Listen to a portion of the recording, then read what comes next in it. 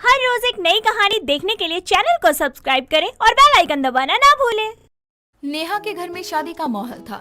सभी लोग घर में शादी की तैयारियों में लगे थे और शादी है सर्दियों के दिसंबर महीने में। नेहा की ननद मोहिनी के ससुराल में कुछ लोग शगुन का सामान लेकर आ रहे थे, इसीलिए नेहा मोहिनी के पास कुछ कपड़े लेकर जाती है और उसे देखकर कहती है, बताओ ननद जी, इन सभी कपड़ों में से तुम्हें क्या अच्छा लग रहा है? कौन से कपड़े पहनोगे तुम? अरे भाभी, ये सब तो बहुत भारी कपड़े हैं, मैं तो इनमें पूरी तरह से ढक जाऊंगी। कोई हल्के से कपड़े ला दो ना भाभी। अरे नहीं मोहिनी, ये कपड़े बिल्कुल सही है। बाहर देखो कितनी सर्दी पड़ रही है। अगर तुमने ये भारी कपड़े नहीं पहने तो तुम्हें ठंड लग जाएगी, और मैं नहीं चाहती कि मेरी प्यारी ननद ठंड में अपनी ही शादी में बीमार हो जाए। अरे भाभी, आप भी ना कितनी फिक्र करती हो मेरी। चलो ठीक है, पहन लूंगी मैं। बस अब आप मेरी इतनी भी चिंता मत करो। चिंता कैसे न करूं ननद जी, आप छोटी सी थी जब सासू माँ और ससुर जी इस दुनिया को छोड़कर चले गए थे। फिर आपके भैया ने सासू माँ और ससुर जी की चिता पर ये कसम खाई थी कि आपकी शादी वो बड़ी ही धूमधाम से करवाएंगे और आपको किसी भी चीज की कोई कमी नहीं होने देंगे। हाँ भाभी, मुझे पता है आप और भैया दोनों मुझसे बहुत प्यार करते हैं और इसलिए मैं भी आपकी सारी बातें मानती हूँ। हाँ, और अब ये बात भी मानकर जल्दी से तैयार हो जाओ, आने वाले होंगे मेहमान भी। ठीक है भाभी, आती हूँ, पर आप तो चलो। इतना कहकर नेहा वहाँ से चली जाती है और मोहिनी भी तैयार होने लगती है। कुछ देर बाद सभी मेहमान आ जाते हैं और पड़ोस की कुछ औरतें भी आती हैं, जिनमें से एक शीला नेहा से कहती है, अरे वाह नेहा, तूने तो सब कुछ बहुत ही अच्छे से संभाल लिया है। हाँ आंटी जी, वो क्या है ना, मेरी सास तो है नहीं, इसलिए अब सब मुझे ही संभालना था। ये बात तो है, मोहिनी बड़ी ही लकी है कि उसे तेरे जैसी भाभी मिली, वरना तो आजकल की भाभियाँ ऐसी चालाक और चंट होती है कि सास ससुर के रहते ही धक्के मारकर बाहर कर देती है सबको। हाँ आंटी जी, करती होंगी आजकल की लड़कियाँ ये सब। हम नहीं करते क्योंकि हमारी ननद हमारी बेटी की तरह है।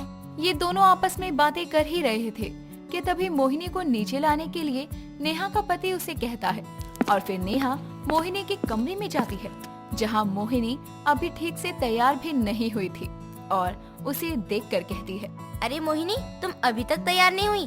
क्या बात है बताओ, नीचे सब तुम्हारा इंतजार कर रहे हैं। कुछ नहीं भाभी, बस हो ही गई तैयार, थोड़ा सा टाइम और।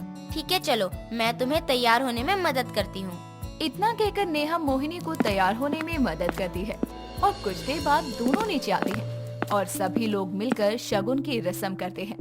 अगले दिन शादी के कार्ड छप कर आते हैं, जिसके बाद नेहा कॉल करके अपने दोस्तों को कहती है, हेलो सोनम, कैसी है तू? मैं ठीक हूँ, तू बता कैसी है? आजकल तो कॉल भी नहीं करती। हाँ मैं भी बिल्कुल ठीक हूँ। मैंने ये बताने के लिए तुम्हें कॉल किया था कि 10 दिसंबर को मेरी ननद की शादी है, तो तुम्हें अपने पूरे परिवार के साथ आना है शादी में, कोई बहाना नहीं चलेगा। यार मैं आ तो जाऊँ, लेकिन ठंड बहुत ज्यादा हो रही है और इतनी ठंड में कहीं भी जाना मुश्किल हो जाता है।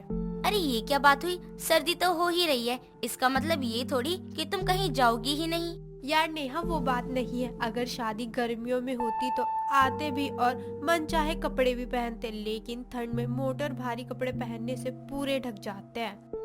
देखो सोनम, मुझे कोई बहाना नहीं सुनना है, बस तुम्हें मेरी ननद की शादी में आना है तो आना है, मुझे कुछ नहीं सुनना। और ठीक है, अब तुम इतना कह ही रही हो तो मैं और मेरी फैमिली आ जाएंगे तुम्हारी ननद की शादी में। इसी तरह अब सोनम सभी को कॉल करके शादी का न्योता देती है। कुछ दिन ऐसे ही बीत जाते हैं और अब मेहमान भी घर आने शुरू हो गए थे। मेहमानों के आने से नेहा के घर में काफी सारी मुश्किलें बढ़ जाती है। सर्दियों का मौसम था तो कभी बिस्तर कम पड़ जाती तो कभी खाना कम पड़ जाता। ऐसे ही सब कमी को देखकर नेहा की बुआ सास कोकिला कहती है, अरे ये सब क्या हो रहा है? कभी कुछ कभी कुछ, कभी खाना नहीं मिल रहा है, ऐसे शादी करवाएगी अपनी ननद की? अरे बुआ जी, क्या हुआ, इतना गुस्सा क्यों कर रही हैं? अरे क्यों ना करूं गुस्सा, तुम लोगों ने यहाँ हमें ठंड में मरने और शादी में भूखा रखने के लिए बुलाया था क्या? नहीं बुआ जी, ऐसा कुछ भी नहीं है। आप ऐसा क्यों कह रही हैं? कुछ बात हुई है क्या? अरे यहाँ देखो, ना तो सुबह से किसी ने मुझे चाय के लिए भी नहीं पूछा और मुझे रहने के लिए एक अलग कमरा भी नहीं दिया। ये बच्चों के साथ सुला दिया है और बच्चों ने पूरा बिस्तर गीला कर दिया। बुआ जी, आपको जो भी तकलीफ हुई है उसके लिए मैं माफी मांगती हूँ, लेकिन अभी घर में इतना सारा काम है, करने वाली मैं अकेली हूँ, तो कहाँ कहाँ का ध्यान रखूँ? अरे इतना ही काम था तो बाहर से नौकर चाकर मंगवा लेती ना। वो बुआ जी, आधे से ज्यादा खर्चा तो शादियों की तैयारी में ही हो गया ना, तो हमारा इतना बजट बन नहीं पाया।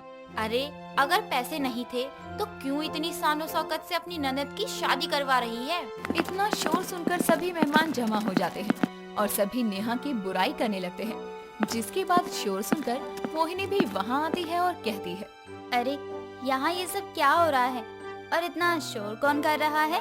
अरे मोहिनी बेटी, यहाँ आ। मुझे पता है मेरे भैया और भाभी के जाने के बाद अब तुझे तेरी भाभी और भाई ने ही पाला है, लेकिन जब ये लोग तेरी शादी अच्छे से नहीं करवा सकते थे तो हमसे ही कह देते, हम इससे ज्यादा अच्छी शादी करवाते तेरी। बुआ जी, आप ये क्या कह रही हैं?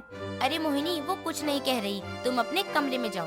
कोकिला मोहिनी को रोककर उसे सब कुछ बताती है और नेहा वहाँ खड़ी हुई रोने लगती है। जिसके बाद अपनी भाभी की बुराई सुनकर मोहिनी अपनी बुआ से कहती है, बस बुआ जी, अब होती कौन है मेरी माँ जैसी भाभी को ये सब कहने वाली। और हाँ, अगर आपको यहाँ पर इतनी दिक्कत हो रही है तो आराम से आप यहाँ से जा सकती हैं। अरे मोहिनी, ये तुम क्या कह रही हो?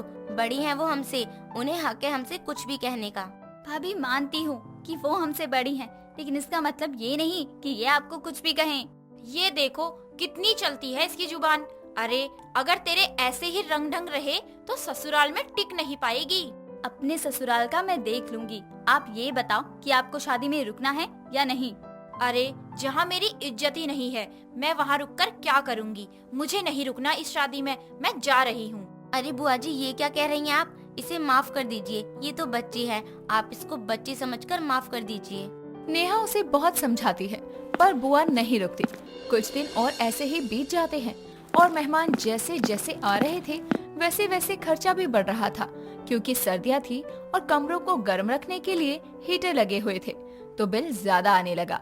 और जो बड़े बूढ़े थे वो आग जलाकर बाहर बैठते थे, तो लकड़ियों का खर्चा भी हो रहा था। लेकिन इन सभी चीजों को नजरअंदाज करते हुए नेहा अपनी ननद की शादी में कोई कमी नहीं छोड़ना चाहती थी। अब यूं ही शादी का समय आ गया था और शादी के एक दिन पहले नेहा मोहिनी से कहती है, सुनो मोहिनी, ये तुम्हारे लिए शादी के कपड़े आए हैं ससुराल से, इन्हें कल सुबह नहा धोकर पहन लेना। अरे भाभी, ये क्या? सुबह सुबह इतनी सर्दी में कौन नहाता है, और फिर अपनी शादी में? अरे मेरी प्यारी ननद जी, ये तो जरूरी होता है, अपनी शादी में तो नहाना ही होगा ना, वरना सब कहेंगे कि लो दुल्हन तो अपनी शादी में ही नहीं नहाई। हाँ हाँ, बस करो, नहा लूंगी मैं। अब दोनों कुछ देर और बातें करती हैं और अगली सुबह मोहिनी की शादी की तैयारियां हो रही थी। सुबह सुबह मोहिनी नहा धोकर बाहर आती है, लेकिन मौसम बहुत ठंडा था, जिसकी वजह से मोहिनी की तबीयत खराब हो गई थी और उसे बुखार हो जाता है। जिसके बाद सभी को पता लगता है कि शादी की तारीख अब आगे बढ़ जाएगी। इस बात की वजह से नेहा और मोहिनी दोनों परेशान हो गई थी।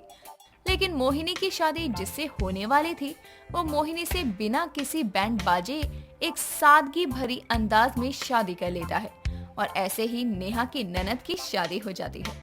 दोस्तों, अगर आपको ये कहानी पसंद आई तो इसे लाइक करें, शेयर करें और कमेंट करके बताएं कि कहानी में आपको सबसे अच्छा क्या लगा।